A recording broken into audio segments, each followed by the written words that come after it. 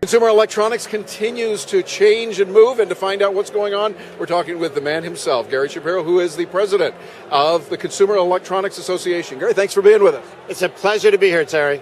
Now, last year we had a chance to talk, and we saw what was going on. This year, of course, we're interested. What do you see as some of the major, if we could say top 3 technologies that are emerging now? Well, last year we were in the middle of a recession. There was uncertain economic times. And we were concerned. We saw some great products being introduced, but we didn't know whether consumers would buy them. What we've learned in the last year is that indeed consumers will buy them, admittedly at a lower price than some would have liked, but that's good for consumers. And whatever the economy is. But this year things have changed dramatically, because what I think has happened is that the companies in this industry were challenged by the economy. And they had to innovate or die. And what we're seeing here more than anything else is innovation.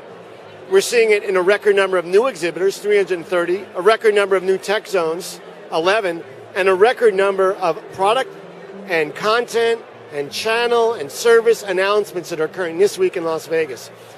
In 30 years of attending CES, I have never seen so many exciting different technologies and products and services. It seems like a lot of people are saying, hey, if we're going to get out of this recession, the great recession we're in, we're going to have to innovate out of it.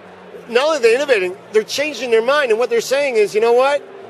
I've had enough of having a bad attitude.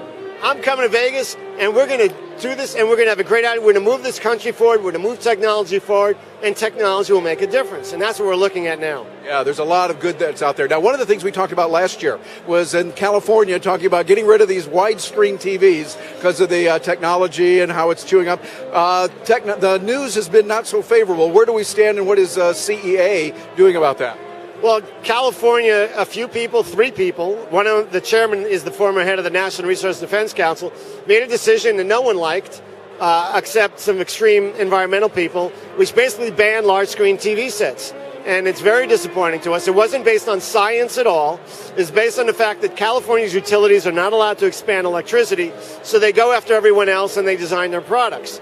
It's a very sorry state, and that's interesting. A very sorry state. It's a sorry state for a lot of reasons, but the fact is, it's all political and how it looks, and the government wants to be considered environmentally friendly, and there's no science at all behind it. So what they're telling California citizens is, if you want that big screen TV with all the features on it, go to Nevada and buy it, or buy it on the internet. And what that does is it deprives California retailers of jobs. It deprives the state of sales tax revenue, and it doesn't make any sense at all. Because the truth is, these products are increasingly energy efficient.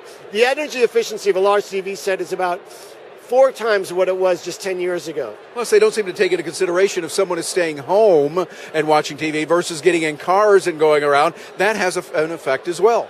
You're absolutely right, and that is so logical, which is why they will refuse to consider it. But that's life. We'll work around California, and at some time they'll change the law. We know they will, because the citizens won't stand up for it, and it's a mistake.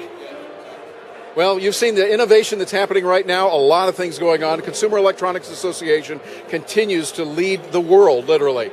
Gary, thank you very much for being with us, sir, and we really appreciate it, and keep up the good job you're doing. And thanks, Terry, for making the trip out here.